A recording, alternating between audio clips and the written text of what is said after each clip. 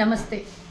2 రోజుల నుంచి దేశంలో ఉన్నటువంటి ప్రతి సోషల్ మీడియాలో అతలాకుతలం అవుతున్నటువంటి మోదీ గారి ప్రసంగం, రాజస్థాన్లో చేసినటువంటి ప్రసంగం, దేశంలో మత విద్వేషాలను రెచ్చగొట్టే విధంగా మాట్లాడినటువంటి మోదీ ప్రసంగం, మరి ఒక ప్రధానమంత్రి స్థానంలో కూర్చున్నటువంటి మోదీ ఇలాంటి వివాదాస్పదమైనటువంటి వ్యాఖ్యల్ని చేయడం ఎంతవరకు కరెక్టో ఒకసారి దేశంలో ఉన్నటువంటి ప్రతి ఒక్క హిందూ, ముస్లిం, సిక్, ఈసాయి, మైనార్టీ సోదరులందరూ ఒక్కసారి ఆలోచించాల్సినటువంటి అవసరం ఉన్నది. అసలు 2006 డిసెంబర్ 9వ తారీఖున ఆనాటి ప్రధానమంత్రి అయినటువంటి మన్మోహన్ సింగ్ గారు దేశ సంపదను దోచి మరి దేశంలో ఉన్న బంగారాన్నంతా ముస్లింల కుటుంబాలకు అందజేస్తామని మాట్లాడినారు అని మరి ఒక గత ప్రధానమంత్రిని ఆ విధంగా అవమానించడం ఎంతవరకు కరెక్టో ఒక్కసారి చూడాలి. కేవలం ఆయన ప్రసంగాన్ని అంతా వదిలేసి 19 సెకండ్ల ఆయన మాట్లాడినటువంటి వీడియోని కట్స్ చేసి ఈరోజు సోషల్ మీడియాలో అప్పటి నుంచి ఇప్పటి వరకు కాదు, 2006 డిసెంబర్ 9వ తారీఖు నుంచి ఇప్పటి వరకు దాన్నే ట్రోల్ చేస్తూ సోషల్ మీడియాలో బతికినటువంటి వీళ్ళు ఈరోజు ఒక ప్రధానమంత్రి డైరెక్ట్గా వేదిక మీద ఈ విధంగా మరి దేశంలో రెచ్చగొట్టే వివాదాస్పదమైనటువంటి మాటలు మాట్లాడడం ఎంతవరకు కరెక్టో ఒక్కసారి ఆలోచించాల్సినటువంటి అవసరం ఉన్నది. అసలు ప్రధానమంత్రి ఆనాడు మాట్లాడినటువంటి మాటలు, ఈనాటి ప్రధానమంత్రి చెప్పినటువంటి మాటలకు ఎక్కడ కూడా అసలు పొంతన లేదు. ఆనాడు వారు మాట్లాడినటువంటి మాటల్లో, ప్రసంగంలో అసలు భాష అర్థము తెలిసింటే ఇలాంటి మాటలు మాట్లాడరు. అన్ని వర్గాలకు చెందినటువంటి హిందూ, ముస్లిం, మైనార్టీలు, పేదవాళ్ళు, ఆదివాసులు, దళితులు, గిరిజనులు, మహిళలు, ఈ విధంగా అన్ని వర్గాల వాళ్ళకి సమన్యాయం జరగాలి.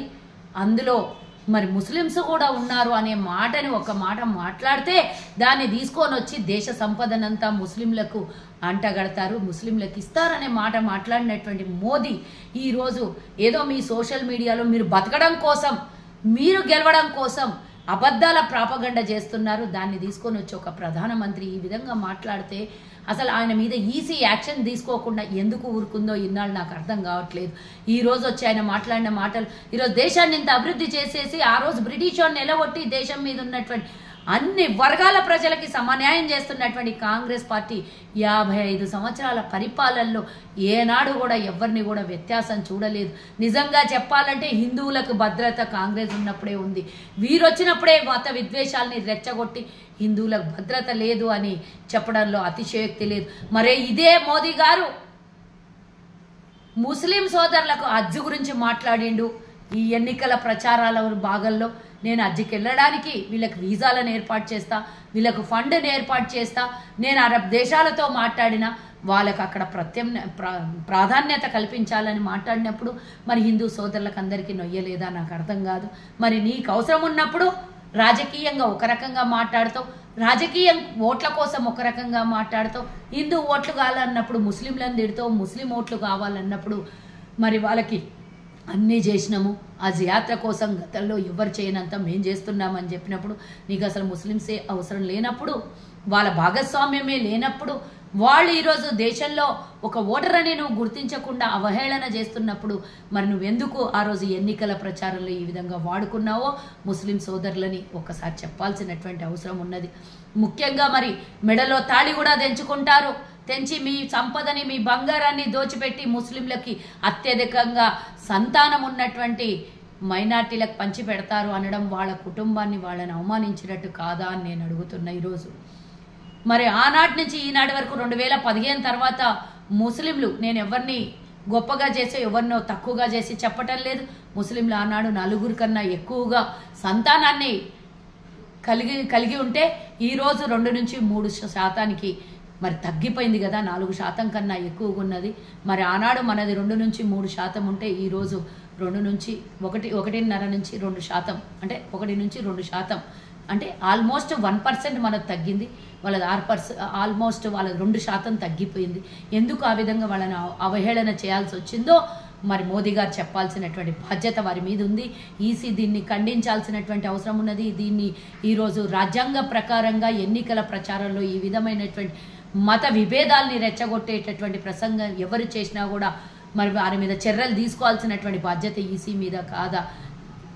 ఏ రకంగా చూసినా కూడా ఈరోజు దూరదర్శన్ అనే ఛానల్లో లోగో మరి జనరల్ లోగోని తీసుకొని వచ్చి ఈరోజు కాషాయ లోగో చేసినటువంటి వీళ్ళకి ఈసీ ఎన్నికల కోడ్ ఎందుకు వీళ్ళని ప్రశ్నించట్లేదు, దాని మీద ఎందుకు వాళ్ళ మీద యాక్షన్ తీసుకోవట్లేదు అనేది కూడా ఒక రకంగా ఆలోచించాల్సినటువంటి అవసరం ఉన్నది. మరి కాంగ్రెస్ పార్టీ మీద ఏడుస్తున్నటువంటి మీరు మీ కుటుంబంలో ఎవరైనా దేశం కోసం కానీ దేశ ప్రజల కోసం కానీ ప్రాణత్యాగం చేసిన వాళ్ళు ఉన్నారా? నిన్న మా ప్రియాంకమ్మ చెప్పినటువంటి ఒక్క మాట గుర్తు చేస్తున్న మోదీ, నీకు మీతో ఒత్తాసు పాడేటటువంటి మీ బత్తాయిల గురించి నేను ఒక మాట చెప్పదలుచుకున్నా. బాబు, దేశం కోసం ప్రాణాలు అర్పించినటువంటి కుటుంబాలు కాంగ్రెస్ కుటుంబాలు. ఒకళ్ళు చచ్చిపోతే రెండవ తరం, రెండోళ్ళు చచ్చిపోతే మూడవ తరం. ఈ విధంగా కాంగ్రెస్ కుటుంబం దేశం కోసం ప్రాణాలను అర్పించింది.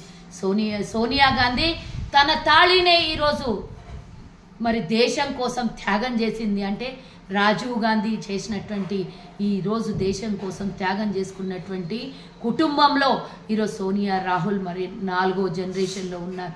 ఇప్పటి వరకు వాళ్ళ కుటుంబం త్యాగాల కుటుంబమే తప్పించి మీ లోపల ఆర్ఎస్ఎస్ వాళ్ళు కానీ ఇంకెవరన్నా కానీ బీజేపీ వాళ్ళు కానీ దేశం కోసం ఆనాడు బ్రిటిష్ వాడితో మొదలు పెడితే ఈనాడు వరకు ఏ ఒక్కలైనా పోరాటం చేసినేమో ఒక్కసారి చూపియాలి. ఈ విధమైనటువంటి ప్రసంగాలు చేస్తే, ఈ విధమైనటువంటి అనుచితమైనటువంటి వ్యాఖ్యలు చేస్తే, ఈ విధంగా వీడియోలు కట్ చేసి మీ ఇష్టానుసారంగా ట్రోల్ చేస్తే మాత్రం చూస్తూ ఊరుకునేది.